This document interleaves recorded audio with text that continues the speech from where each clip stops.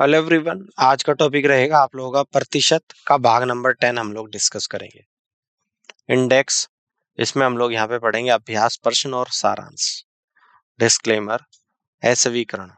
हमारे slide deck में उपयोग की गई छवियां केवल शैक्षिक उद्देश्यों के लिए है। हम इन छवियों की मूल रचनाकारों और मालिकों के बौद्धिक समता अधिकारों का सम्मान करते हैं। यदि आप इस डेक में उपयोग की गई किसी भी छवि के मालिक है और कोई चिंता या प्रश्न है तो कृपया हमसे sathi@itk.ac.in पर संपर्क करें और हम छवियों को हटा देंगे। क्वेश्चन नंबर फर्स्ट को यहाँ पे समझते हैं। एक परीक्षा में उत्तीर्ण होने के लिए कुल अधिकतम अंक 296 प्राप्त करना आवश्यक है। एक छात्र को 259 अंक मिलते हैं और उसे अनुत्तीर्ण घोषित कर दिया जाता है। छात्र के द्वारा प्राप्त अंकों और उत्तीर्ण होने के लिए आवश्यक अंकों का अंतर 5% है। एक छात्र अधिकतम कितने अंक प्राप्त कर सकता है, ये आपको यहाँ पे बताना है। 5 ऑप्शंस आपको यहाँ पर दे रखे हैं, आप इस क्वेश्चन के आंसर को करिएगा। इस क्वेश्चन को सॉल्व करने के लिए मिलते हैं आपको यहाँ पे 10 सेकेंड्स।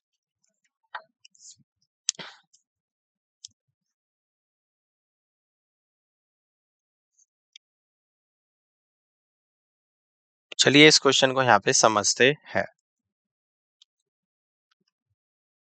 देखिएगा, प्रश्न के अनुसार अधिकतम अंकों का 5% कितना आ जाएगा, 296 माइनस 259 यानी कि 37। तो अधिकतम अंक आएंगे 37। 5% को डिवाइड कर दूंगा, 5% हटाऊंगा ऊपर 100, 37 गुणा 100/5। तो 5 से 100 20 बार, 20 गुणा 37 740। तो यहां से कहेंगे कि C is the right answer. आगे बढ़ते हैं, क्वेश्चन नंबर सेकंड को समझते हैं। आकाश ने विषय ए में 73 अंक प्राप्त किए। उसने विषय बी में 56% अंक प्राप्त किए और विषय सी में x अंक प्राप्त किए। प्रत्येक विषय में अधिकतम अंक 150 थे। आकाश के द्वारा सभी 3 विषयों में प्राप्त कुल प्रतिशत अंक 54% थे। उसने विषय सी में कितने अंक प्राप्त किए आपको बताना है। 5 ऑप्शंस आपको यहाँ पर दे रखे हैं, आप इस क्वेश्चन के आंसर को करिएगा। इस क्वेश्चन को सॉल्व करने के लिए मिलते हैं आपको यहाँ पे 10 सेकेंड्स।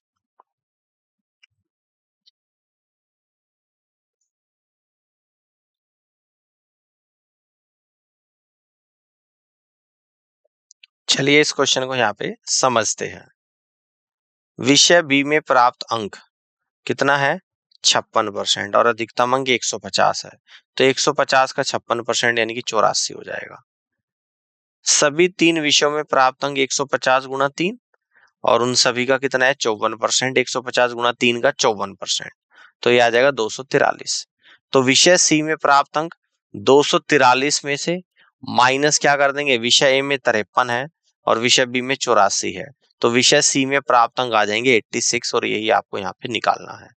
तो आप कहेंगे कि B is the correct answer of this question. आगे बढ़ते हैं, क्वेश्चन नंबर 3 को समझते हैं।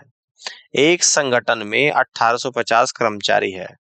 इनमें से 38% को विभिन्न स्थानों पर स्थानांतरित कर दिया गया। ऐसे कितने कर्मचारियों का स्थानांतरण हुआ आपको बताना है। 5 ऑप्शंस आपको यहाँ पर दे रखे हैं, इस क्वेश्चन के आंसर को करिएगा। इस क्वेश्चन को सॉल्व करने के लिए मिलते हैं आपको यहाँ पे 10 सेकेंड्स।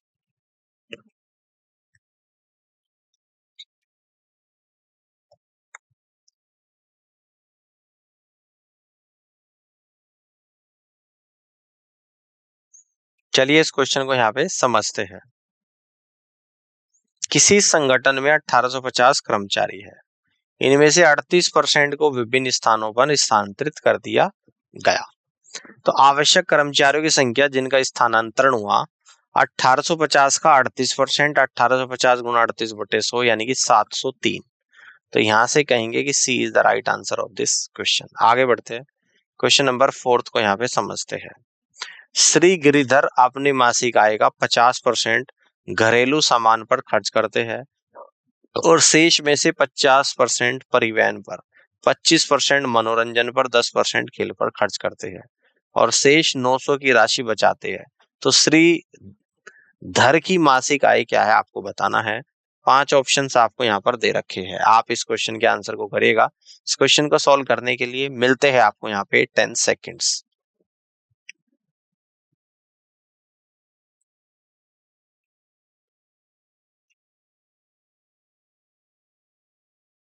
चलिए इस क्वेश्चन को यहाँ पे समझते हैं। मान लीजिए कि श्रीधर की कुल मासिक आय x है, तो पर्सन के अनुसार x का 50%, x गुणा 50/100 का 15%, तो 15/100 इक्वल टू 900, तो x बराबर 12,000 आएगा। अतः गिरिधर की मासिक आय 12,000 है। तो यहां से कहेंगे कि B is the right answer of this question. आगे बढ़ते हैं, क्वेश्चन नंबर 5 को समझते हैं। मनीष 3,960 रुपए का निवेश करता है, जो उसकी मासिक आय का 30% है, बीमा पॉलिसियों में। इसकी मासिक आय क्या है आपको यहाँ पे बताना है। तो 5 ऑप्शंस आपको यहाँ पर भी दे रखे हैं, आप इस क्वेश्चन के आंसर को करिएगा। इस क्वेश्चन को सॉल्व करने के लिए मिलते हैं आपको यहाँ पे 10 सेकेंड्स।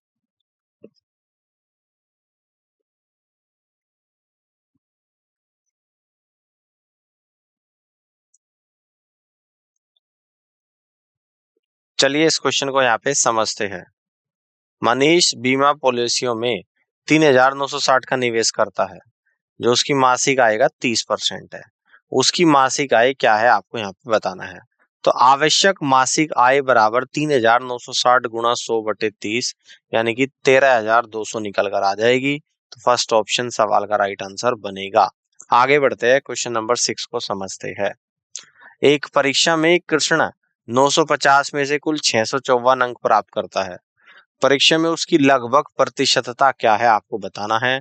5 ऑप्शंस आपको यहाँ पर दिए गए हैं, आप इस क्वेश्चन के आंसर को करिएगा और इस क्वेश्चन को सोल्व करने के लिए मिलते हैं आपको यहाँ पे 10 सेकेंड्स।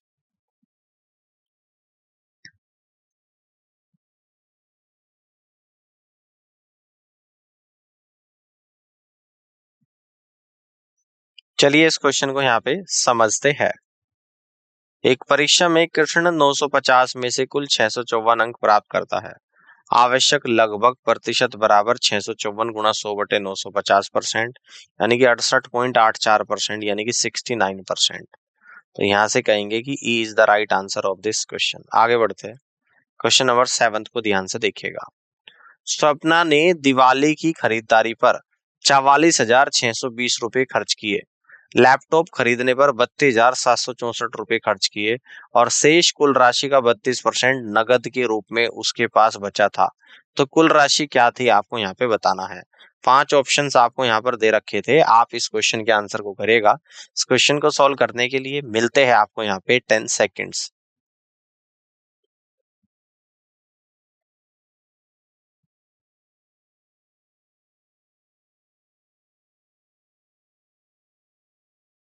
चलिए इस क्वेश्चन को यहाँ पे समझते हैं। कुल खर्च की गई राशि बराबर 44,620 प्लस 32,764, यानी कि 77,384। तो खर्च की गई राशि का प्रतिशत कितना है, 32%। तो 100 माइनस 32 यानी 68%। तो 68% बराबर 77,384। तो कुल राशि बराबर 77,384 गुणा 100/68, यानी कि 1,13,800। और जी यहाँ से B is the correct answer of this question. आगे बढ़ते हैं, क्वेश्चन नंबर 8 को समझते हैं। बीना की मासिक आय अनीता की मासिक आय का 90% है। दोनों की मासिक आय का कुल योग श्री सेन की मासिक आय है। तो श्री सेन की वार्षिक आय 7,75,200 है। तो बीना की मासिक आय क्या है आपको बताना है। 5 ऑप्शंस आपको यहाँ पर भी दिए गए हैं, आप इस क्वेश्चन के आंसर को करिएगा। इस क्वेश्चन को सॉल्व करने के लिए मिलते हैं आपको यहाँ पे 10 सेकेंड्स।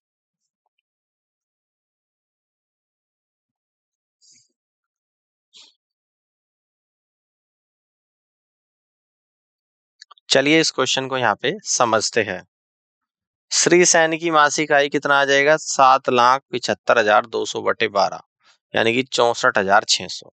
मान ले अनीता की मासिक आय x है, तो बीना की मासिक आय 90 गुणा x/100, यानी कि 0.9x। अब प्रश्न के अनुसार x plus 0.9x equal to 64,600।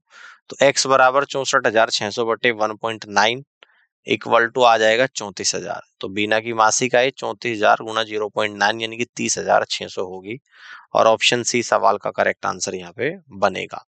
अब आगे बढ़ते हैं और क्वेश्चन नंबर 9 को समझते हैं। एक परीक्षा में उत्तीर्ण होने के लिए कुल अंकों का 40% प्राप्त करना आवश्यक है।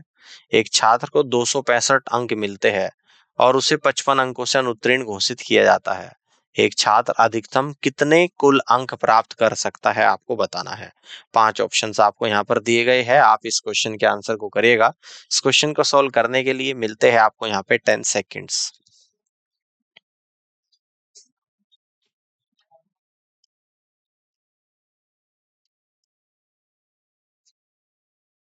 चलिए इस क्वेश्चन को यहाँ पे समझते हैं।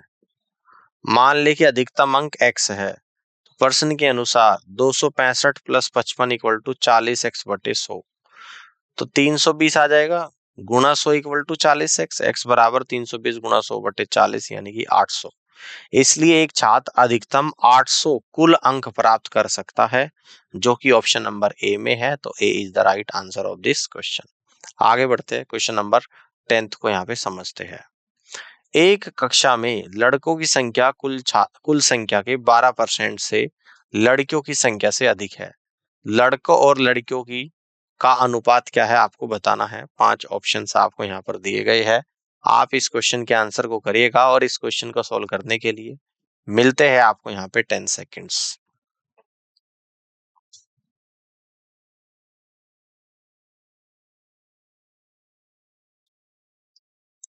चलिए इस क्वेश्चन को यहाँ पे समझते हैं। मान लेते हैं कि लड़कों और लड़कियों की संख्या क्रमशः x और y है।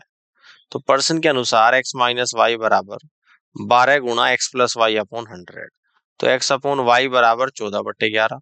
तो इसलिए लड़कों और लड़कियों का अनुपात 14:11 है। तो यहाँ से कहेंगे कि C is the right answer of this question. आगे बढ़ते हैं, क्वेश्चन नंबर 11 को समझते हैं। यदि किसी भिन्न के अंश को 200% बढ़ा दिया जाए और हर को 160% बढ़ा दिया जाए, तो परिणामी भिन्न 7/13 होती है, तो मूल भिन्न क्या है। 5 ऑप्शंस आपको यहाँ पर भी दिए गए हैं, आप इस क्वेश्चन के आंसर को करिएगा। इस क्वेश्चन को सॉल्व करने के लिए मिलते हैं आपको यहाँ पे 10 सेकेंड्स।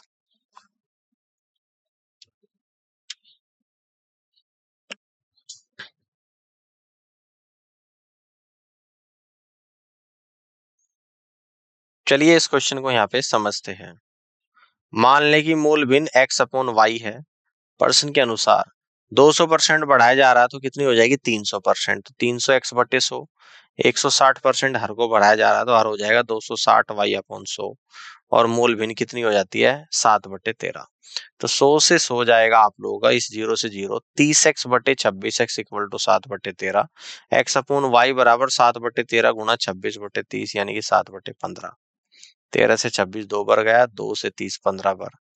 तो मूल भिन्न 7/15 है और ये आपका ऑप्शन नंबर ए में है। तो A is the right answer of this question. आगे बढ़ते हैं, क्वेश्चन नंबर 12 को यहाँ पर समझते हैं। एक स्कूल में लड़कों और लड़कियों की संख्या का अनुपात 4:7 है। यदि लड़कों की संख्या 25% बढ़ा दी जाती है और लड़कियों की संख्या 15% बढ़ा दी जाती है, तो लड़कों की संख्या और लड़कियों की संख्या का नया अनुपात क्या होगा आपको बताना है। 5 ऑप्शंस आपको यहाँ पर दे रखे हैं, आप इस क्वेश्चन के आंसर को करिएगा। इस क्वेश्चन को सॉल्व करने के लिए मिलते हैं आपको यहाँ पे 10 सेकेंड्स।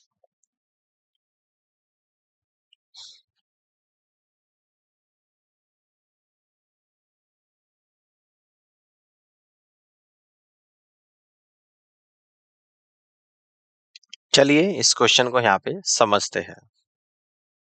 मान ले कि लड़कों और लड़कियों की संख्या क्रमशः 4x और 7x है।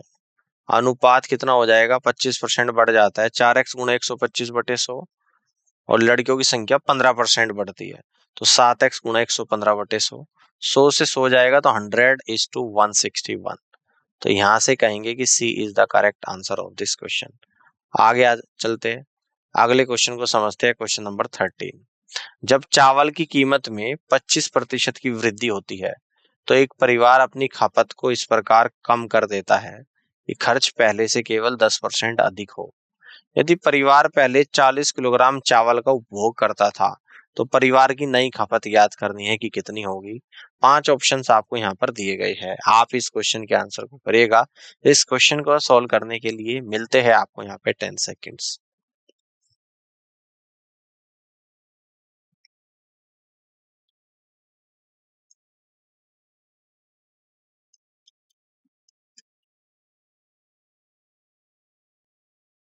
चलिए इस क्वेश्चन को यहाँ पे समझते हैं। मान लीजिए प्रारंभ में चावल की प्रति किलोग्राम कीमत 100 है, तो उनका खर्च कितना हो जाएगा 4000। अब उनका खर्च केवल 10% बढ़कर 4400 हो गया। 4000 पे 10% बढ़ाऊंगा तो 4400 हो गया। तो चावल की बढ़ी हुई कीमत हो गई 125। 25% की वृद्धि होगी तो नई खपत 4400 बटे 125 यानी कि 35.2 हो गया और बी ऑप्शन सवाल का राइट आंसर बनेगा। अब आगे बढ़ते हैं और क्वेश्चन नंबर 14 को समझते हैं।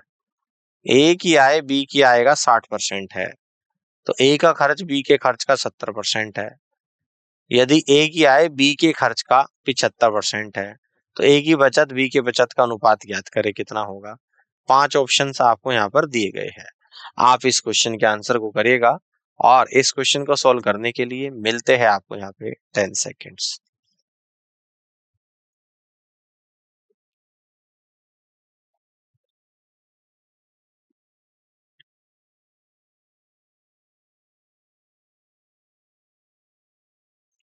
चलिए इस क्वेश्चन को यहाँ पे समझते हैं।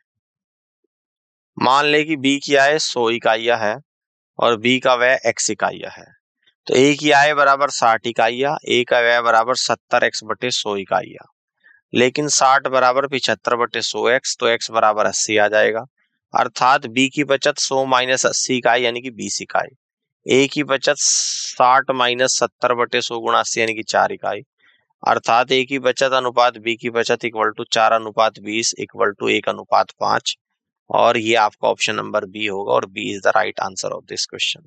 आगे बढ़ते हैं, क्वेश्चन नंबर 15 को समझते हैं। संतरे की कीमत में 20% की कमी करके कोई व्यक्ति 2.50 में 5 संतरे अधिक खरीद सकता है। संतरे की प्रति दर्जन कम की गई कीमत ज्ञात करे, मूल कीमत भी ज्ञात करे। 5 ऑप्शंस आपको यहाँ पर दिए गए हैं। आप इस क्वेश्चन के आंसर को करिएगा। इस क्वेश्चन को सॉल्व करने के लिए मिलते हैं आपको यहाँ पे 10 सेकेंड्स।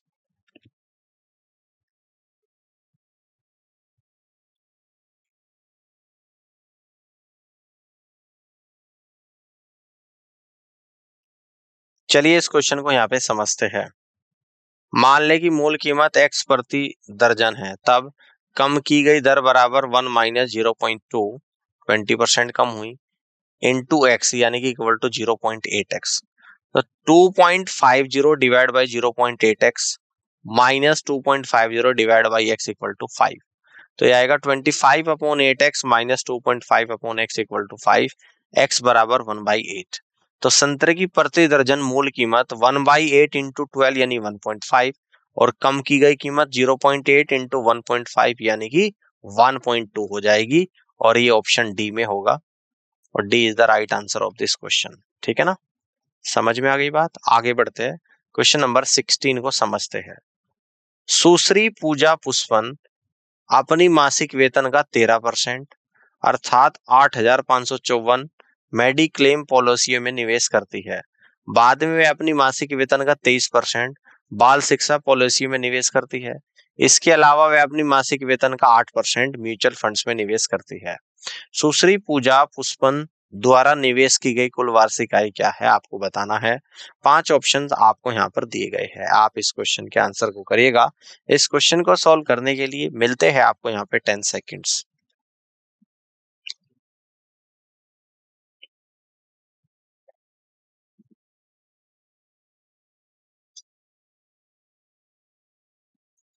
चलिए इस क्वेश्चन को यहाँ पे समझते हैं। मान ले कि सुश्री पूजा पुष्पन की मासिक आय x है, तो पर्सन के अनुसार x का 13% कितना है 8554। तो x बराबर 8554 गुणा 100 बटे 13 यानी कि 65,800। कुल मासिक वेतन प्रतिशत में कितना है आप लोगों का 23%, 13%, 8%। 13 प्लस 23 प्लस 8 यानी कि 44%। कुल मासिक निवेश 65,800 का 44%। तो x बराबर 44 गुणा 65,800 बटे 100 यानी कि 28,952।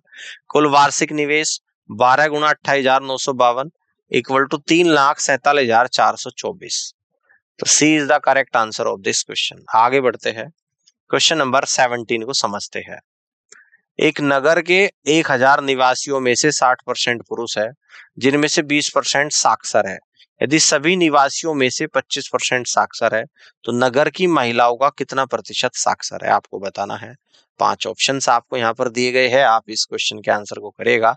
इस क्वेश्चन को सॉल्व करने के लिए मिलते हैं आपको यहाँ पे 10 सेकेंड्स।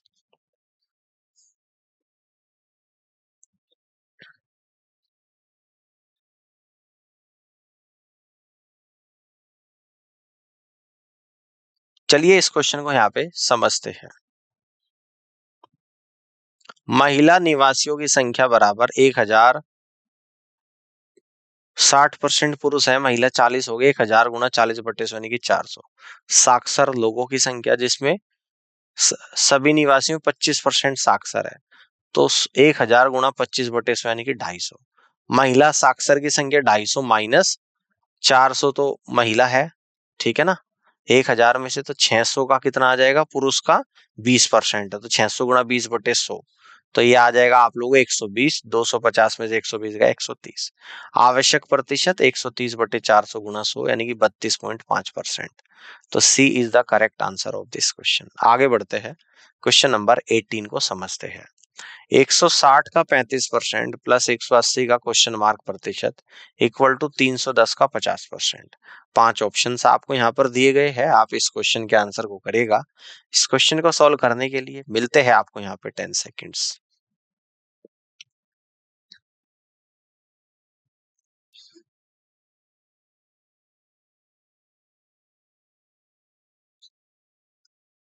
चलिए इस क्वेश्चन को यहाँ पे समझते हैं। देखिएगा 160 का 35%, 160 गुणा 35/100 प्लस 180 का क्वेश्चन मार्क परसेंट, 180 गुणा क्वेश्चन मार्क बटे 100 इक्वल टू 310 का 50%, 310 गुणा 50/100।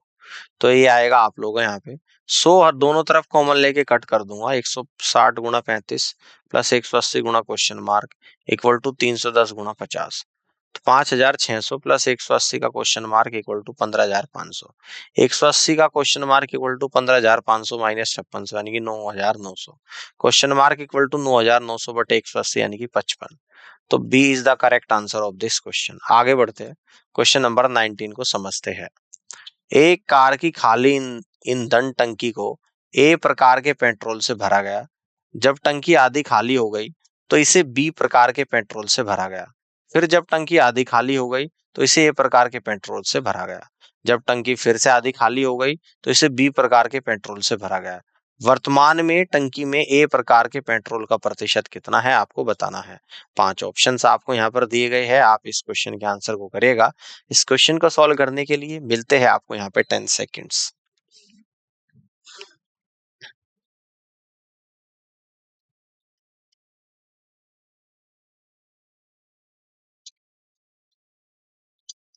चलिए इस क्वेश्चन के आंसर को यहाँ पे समझते हैं। मान ले कि टंकी की क्षमता 100 लीटर है, फिर शुरुआत में ए प्रकार का पेट्रोल 100 लीटर हो गया। पहले ऑपरेशन के बाद ए प्रकार का पेट्रोल आधा हो जाएगा तो 100/2 यानी कि 50 लीटर, और बी प्रकार का पेट्रोल भी 50 लीटर।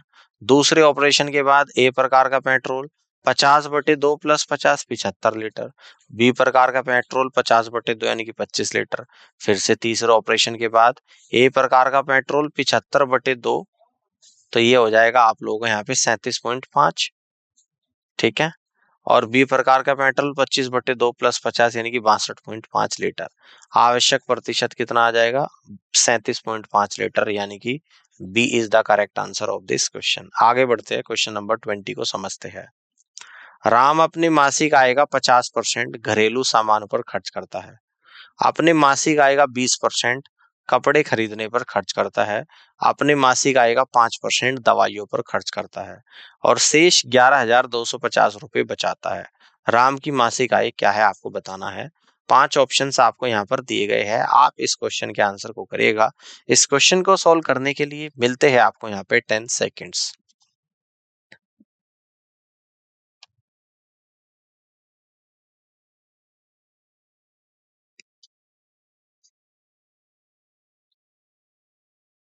चलिए इस क्वेश्चन के आंसर को यहाँ पे समझते हैं। मान लेते हैं कि राम की कुल आय x है, तो x का 100 माइनस 50 माइनस 20 माइनस 5, 50 20 5 100 में से माइनस करेंगे परसेंटेज इक्वल टू कितना है 11,250। 50, 20, 70, 5, 75, 100 में से 75 गया 25%। तो x का 25% इक्वल टू 11,250। तो x आ जाएगा आप लोगों का 45,000। तो राम की मासिक आय 45,000 होगी, जो कि ऑप्शन नंबर डी में दे रखा। तो D is the right answer of this question. आगे बढ़ते हैं, क्वेश्चन नंबर 21 को समझते हैं। ए के पास बी से दोगुना पैसा है, बी के पास सी से 50% अधिक पैसा है। यदि तीनों व्यक्तियों की औसत धनराशि 12,000 है, तो ए के पास कितना पैसा है आपको बताना है। 5 ऑप्शंस आपको यहाँ पर दिए गए हैं, आप इस क्वेश्चन के आंसर को करिएगा। इस क्वेश्चन को सॉल्व करने के लिए मिलते हैं आपको यहाँ पे 10 सेकेंड्स।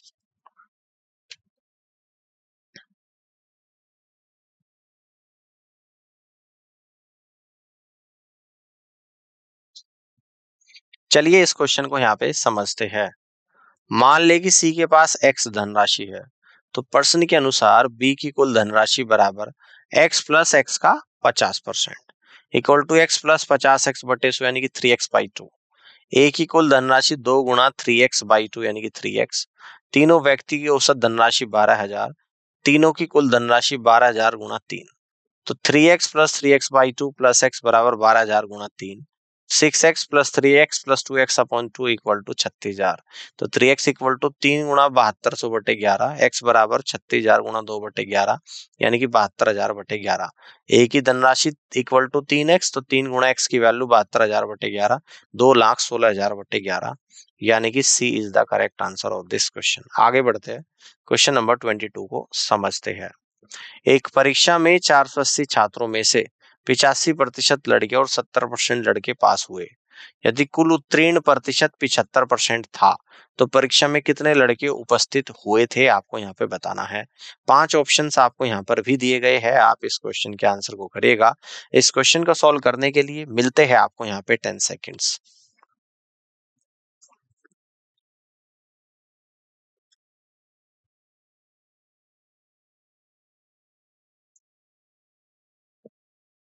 चलिए इस क्वेश्चन के आंसर को यहाँ पे समझते हैं।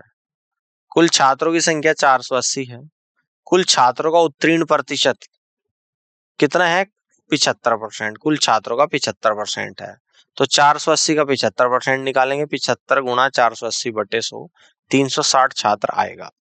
अब प्रश्न के शर्त का उपयोग करते हुए मान ले कि लड़कों की संख्या x है, फिर 70% इंटू एक्स, ठीक है ना, और इक्वल टू 85% आएगा 480 माइनस एक्स का 85% और इक्वल टू 360। तो 75 गुणा एक्स बटे 100 प्लस 85 गुणा 480 माइनस एक्स बटे 100 इक्वल टू 360। तो 70x minus 85x plus 40,800 equal to 36,000। 40,800 minus 36,000 equal to 85x minus 70x यानी कि 48,000 इक्वल टू 15x। तो x बराबर ये आप लोगों का जो यहाँ पे निकल कर आ जाएगा, है ना, तो ये आप लोगों का 4800 आएगा। यहाँ पे 4800 बटे 15 यानी कि 320 आ जाएगा, ये 4800 आएगा।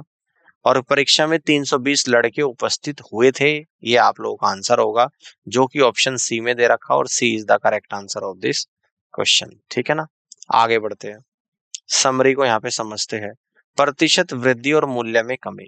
प्रतिशत में वृद्धि यह मापता है कि कोई मूल्य अपनी मूल राशि के सापेक्ष कितना बढ़ गया है। गणना करने के लिए मूल मान को नए मान से घटाए, अंतर को मूल मान से विभाजित करे और फिर 100 से गुणा करे। उदाहरण के लिए यदि वेतन 50,000 रुपए से 55,000 रुपए तक बढ़ता है, तो प्रतिशत वृद्धि 55,000 माइनस 50,000 बटे 50,000 गुणा 100 यानी कि 10% है। प्रतिशत में कमी यह मापता है कि कोई मूल्य अपनी मूल राशि के सापेक्ष कितना कम हो गया है। गणना करने के लिए मूल मूल्य से नया मूल्य घटाए, अंतर को मूल मूल्य से विभाजित करे और फिर 100 से गुणा करे। उदाहरण के लिए यदि किसी उत्पाद की कीमत 80 से घटकर 60 हो जाती है, तो प्रतिशत में कमी 80 माइनस 60 बटे 80 गुणा 100 यानी कि 25% होती है। आगे बढ़ते उदाहरण को समझते हैं। भिन्नों और दशमलव को प्रतिशत में बदलना। भिन्न या दशमलव को 100 से गुणा करें। उदाहरण 3/5 को प्रतिशत में बदलने के लिए 3/5 गुणा 100 करेंगे यानी कि 60%। प्रतिशत को भिन्न या दशमलव में बदलना। प्रतिशत को 100 से विभाजित करें। उदाहरण 60% को भिन्न में चेंज कर दूंगा तो 60% इक्वल टू 60/100 या फिर 0.60। मूल्य परिवर्तनों के आधार पर खपत को समायोजित करना। यदि मूल्य x% बढ़ता है तो खपत x/100 प्लस x गुणा 100% से कम करे। यदि मूल्य x% घटता है तो खपत x/100 माइनस x गुणा 100% से बढ़ाए। उम्मीद करता हूँ कि आज के सेशन आप लोगों को यहाँ पर समझ आया होगा और इस पूरी क्लास को देखने के लिए आप सभी का बहुत बहुत धन्यवाद।